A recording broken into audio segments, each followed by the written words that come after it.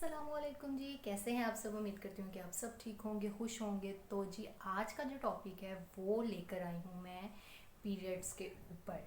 मतलब कि आज हम इस वीडियो में डिस्कस करेंगे कि हमें ऐसी कौन सी चीज़ें हैं जो ड्यूरिंग पीरियड्स हमें करनी चाहिए और ऐसी कौन सी चीज़ें हैं जो हमें नहीं करनी चाहिए, या ऐसी कौन सी बहुत सी बातें हैं जो हमें करने से रोका जाता है और डराया जाता है कि यूं करने से यूं हो जाएगा और यूं करने से यूं हो जाएगा।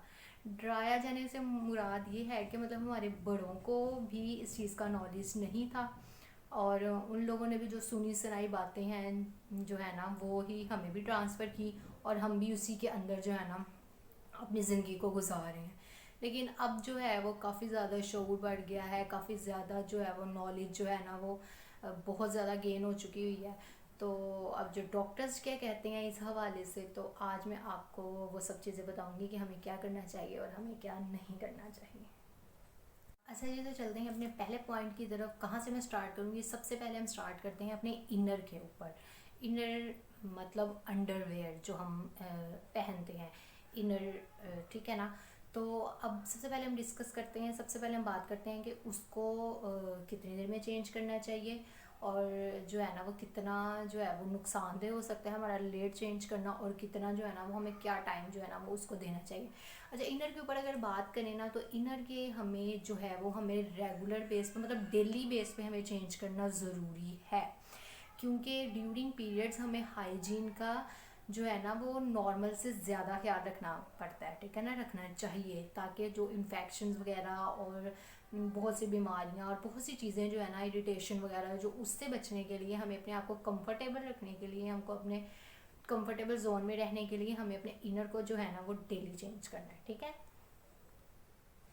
अच्छा जी, तो सेकंड पे हम बात कर ले हैं, दूसरे नंबर पे बात कर लेते हैं हम पैड्स की और कपड़े की, कि अगर हम पैड्स यूज़ कर रहे हैं तो उसको कितनी देर यूज़ करना है, और अगर हम जो है ना वो यूज़ कर रहे हैं कपड़ा तो उसको कितनी देर तक हम यूज़ कर सकते हैं। देखें, हमें जो पैड है ना वो 6 से 8 घंटे इनफ होता है, बस इससे ज़्यादा हमें उसको यूज़ नहीं करना, बिल्कुल भी नहीं करना।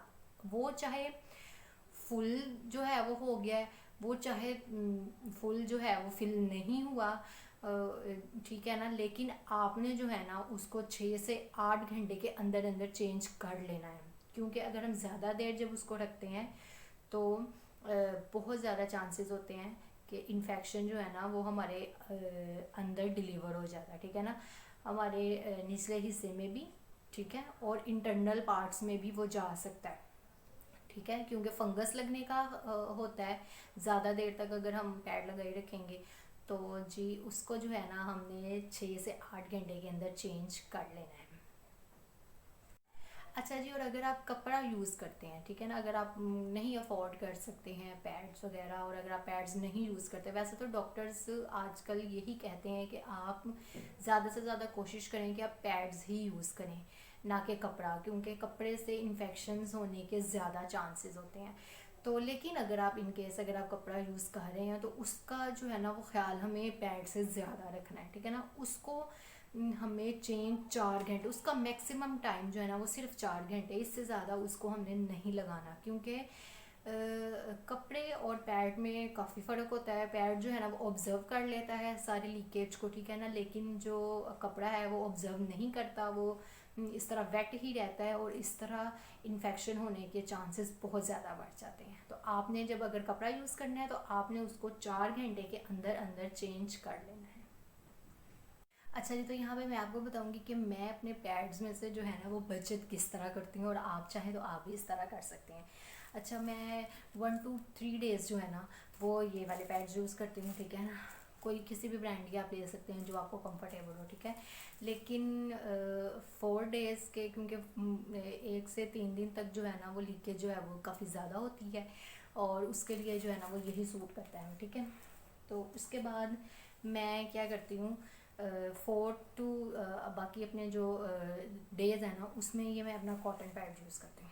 अच्छा, ये जो कॉटन पैड है ना ये इससे थोड़े से ना मतलब कम प्राइस में मिल जाते हैं, तो फिर इस तरह जो है ना ये वेस्ट भी नहीं होते, क्योंकि 4th डे के बाद जो है ना वो थोड़ा सा फ्लो जो है ना वो कम हो जाता है। तो इस वजह से फिर मैं ना वो ये यूज़ कर लेती हूँ। अगर आप चाहें तो आप भी इस तरह कर सकते हैं, ये काफ़ी ज़्यादा मिल जाते हैं कम प्राइस में, किसी भी कंपनी के कर सकते हैं आप। और 1 से 3 दिन जो 1 to 3 डेज़ होते हैं ना, उसमें मैं ये यूज़ करती हूँ। अच्छा जी, तो यहाँ पे मैं आपको एक बात बताना चाहूँगी जो कि आपके लिए की पॉइंट कह लें, या आपके लिए एक अच्छा हो सकता है, जो कि मैंने एक्सपेरिमेंट किया था, तो मैंने सोचा आप लोगों को भी बता दूँ। अच्छा, जब हमारी नई नई शादी होती है ना, तो ये आप कह लें पीरियड्स तो एक रेगुलर बेस चीज़ है ना, जिसने मंथली जो है ना वो आना ही आना है। और जब हमारी नई नई शादी होती है तो हम नए घर में जाते हैं और उन लोगों से मिले जुले नहीं होते, कहने में हिचकिचाहट होती है, कोई काम शाम भी हो या कुछ भी इस तरह हो, तो फिर जो है ना वो हम नहीं उस तरह कह पाते कि हमारी तबीयत नहीं ठीक है, या हमें गुस्सा क्यों आ रहा है, या हम चिड़चिड़े क्यों हैं, ठीक है।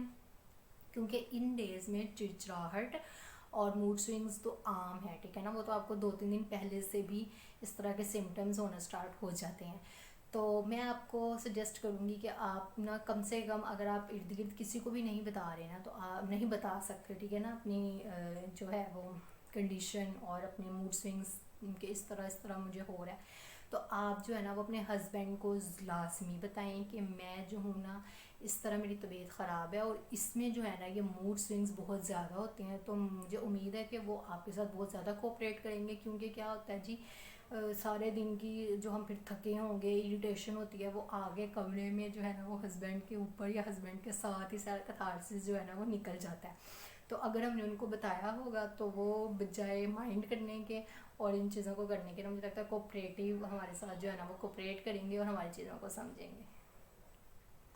अच्छा जी, अब हम बात कर लेते हैं नहाने की, कि इस दौरान नहाना कितना चाहिए और नहाना चाहिए या नहीं नहाना चाहिए। देखो, शावर लेना जो है ना वो तो बहुत ही ज़रूरी है, आप ठीक है ना, एक नॉर्मल ही ज़रूरी है इतना तो। हमारे जो बड़े हैं, जो मेरी अम्मी थी या मेरे आसपास जो बड़े थे सारे, मेरी नानो या कुछ, तो मुझे वो यही कहते थे कि वो जब मैंने नहाना इन दिनों में पहले 1 to 3 डेज़, ठीक है ना, 1 से 3 दिन जो होते हैं, कहते हैं नहीं नहीं नहीं ना नहाओ, बहुत ज़्यादा दर्द होगी बाद में, जिस्म ठंडा हो जाता है, और इस तरह, और ये बहुत सी चीज़ें कह देते। और फिर मैंने और ना रुक जाना, मैंने नहीं नहाना, 3 दिन बिल्कुल नहाना ही नहीं, वही गंदे बने रहना, इरिटेशन और वो सारी चीज़ें वो डबल हो जाती थी। लेकिन ऐसा नहीं है, बिल्कुल भी ऐसा नहीं है। हमें बिल्कुल भी दर्द ज़्यादा नहीं होती, ना ही कोई चीज़ ऐसा है जो हमारे अंदर इन्फेक्शन या कुछ भी ऐसा हो जो ब्लीडिंग कम हो जाती है, ब्लीडिंग ज़्यादा हो जाती है, ऐसा कुछ भी नहीं होता। डॉक्टर्स कहते हैं कि आपको डेली बेस पे नहाना चाहिए, और इन दिनों में तो ख़ास तौर पे हाइजीन का ख्याल रखना चाहिए। तो आपको जो है ना वो डेली बेस पे नहाना चाहिए। इससे आपके जो चिड़चिड़ापन है और जो आपके मूड स्विंग्स हैं, और अगर आप परेशान हैं, तो वो भी जो है ना उसमें भी जो है ना वो बहुत ज़्यादा कमी आ जाती है, आप फ्रेश फील करते हैं और आप साफ़ सुथरा फील करते हैं। तो जी बात यहाँ पे हो। अच्छा जी, तो यहाँ पे नहाने के साथ जो बस एक चीज़ का ख्याल रखना है ना आपने, वो ये रखना है कि आपने कोई सेंटेड चीज़ें जो है ना, सेंटेड जेल, सेंटेड सॉप और सेंटेड क्लींजर वगैरह, जो भी बॉडी वॉशर ये चीज़ें होती हैं ना, उसको आपने उस एरिया में अपने इस्तेमाल नहीं करना है, क्योंकि वो उसमें केमिकल चीज़ें होती हैं इन्वॉल्व, तो वो जो है ना वो उस दौरान जो है ना वो इन्फेक्शन का जो है ना वो रीज़न बन सकती है। तो आपने क्या करना है। अच्छा जी, तो अब हम बात करते हैं खाने पे, कि हमें क्या खाना चाहिए और क्या नहीं खाना चाहिए, ठंडा खाना चाहिए, गर्म खाना चाहिए, ज़्यादा खाना चाहिए, कम खाना चाहिए। अच्छा, मैं अपना अगर एक्सपेरिमेंट शेयर करूँ आप लोगों के साथ, एक्सपीरियंस शेयर करूँ आप लोगों के साथ, तो मैंने आसपास भी जो अपने देखा और सुना सबसे, अपने फ्रेंड्स से और कज़न्स और ये सब चीज़ों से, और बड़ों, मतलब बड़े हमें कहते थे ये। अच्छा, ये था कि ये नहीं खाना, ज़्यादा ठंडी चीज़ें नहीं पीनी, और ठंडी चीज़ें पियोगे तो दर्द ज़्यादा होगी, और गर्म चीज़ें ज़्यादा पियो, और ये और वो चीज़ें, वो बिल्कुल ठीक है, उनकी बात ये वाली बिल्कुल ठीक है। लेकिन कि एक ठंडी चीज़ का स्पेसिफिक इसी चीज़ के साथ कोई ताल्लुक नहीं है, क्योंकि देखें ना, हम नॉर्मल भी बहुत ज़्यादा ठंडी चीज़ नहीं पी सकते, वो हमें मना है, ठीक है ना, मतलब हमें नहीं ठीक, हमारे लिए बेनिफिट नहीं है उसका कोई भी। तो अगर हम ज़्यादा ठंडी चीज़ नॉर्मल भी अगर हम पियेंगे, तो हमारे सर दर्द या कुछ ना कुछ बॉडी में चेंज ज़रूर आता है। तो उस दौरान भी कोई ये नहीं है कि आप उस दौरान ही सिर्फ नहीं पीनी, आपको उस तरह ही जो है ना वो नॉर्मल चीज़ें पीनी चाहिए, और नॉर्मल चीज़ें, ज़्यादा ठंडी कोल्ड ड्रिंक्स और ज़्यादा ठंडा पानी बर्फ़ वाला उसको अवॉइड करना चाहिए, आपकी बॉडी के लिए जो है ना वही बेहतर है। अच्छा, और डाइट जो है ना वो आपने अपनी अच्छी रखनी है, ठीक है ना। डाइट पे आपने कॉम्प्रोमाइज़ नहीं करना कि मैं ये खा रही हूँ ये ना खाऊँ, ठंडा गर्म कुछ नहीं होता, आपका जो दिल कर रहा है आपने खाना है, आपने हेल्दी फूड लेना है। और बस ये कर लें कि बहुत ज़्यादा ठंडा ना लें, ठीक है ना, लेकिन उसके अलावा कोई मसला नहीं है। और आप फ्रूट्स लें, आप कोई मतलब हेल्दी फूड जो है ना वो लें। आप लोग ग्रीन टी ज़्यादा इस्तेमाल कर सकते हैं इस दौरान, ठीक है ना, ग्रीन टी बहुत ज़्यादा बेनिफिशियल होती है इस दौरान। तो आप जो है ना वो एग्स खाएं, जो मर्ज़ी खाएं, जो दिल करता है आप लोग खा सकते हैं, ठीक है। अच्छा जी, अब हम बात कर लेते हैं कि एक्सरसाइज के ऊपर। एक्सरसाइज हमें करनी चाहिए इस दौरान या नहीं करनी चाहिए। तो एक्सरसाइज, बहुत से लोग कहते हैं कि एक्सरसाइज को रोक देना चाहिए और नहीं करनी चाहिए। तो ऐसा नहीं है बिल्कुल भी, आप लोग एक्सरसाइज कर सकते हैं, लेकिन आप ये कीजिएगा कि जो बहुत ज़्यादा थकावट वाली एक्सरसाइज होती हैं आप वो ना करें, लेकिन आप जो हल्की फुल्की एक्सरसाइज है उसको रखें। वो आपकी जो पेन में है ना वो काफ़ी ज़्यादा पेन को ना रिलीज़ देती है, ठीक है ना, आपको पेन से रिलीफ पहुंचता है। और जो है ना वो एक्सरसाइज जो है ना वो अगर हम कर रहे हैं तो हैवी बेस वाली एक्सरसाइज ना करें, लेकिन जो स्लाइटली एक्सरसाइज है वो हमें लाजमी करनी चाहिए। अच्छा जी, अब हम बात कर लेते हैं मेडिसिन के ऊपर कि क्या हमें इस दौरान टैबलेट्स खानी चाहिए, पेन किलर्स खानी चाहिए, या दर्द बर्दाश्त कर करके पागल हो जाना है और दर्द बर्दाश्त करी जानी है और दर्द में ही जो है ना वो काम सारे करी जाने। क्योंकि किसी को इंसान कह कुछ सकता नहीं है, जॉब पे जा रहा है, ससुराल है, जिम्मेदारियां हैं, बच्चे हैं, घर है, 100 मसले हैं, कोई भी आके किसी को नहीं संभालता, ठीक है ना, अपनी जिम्मेदारियां खुद ही हमने पूरी करनी होती हैं।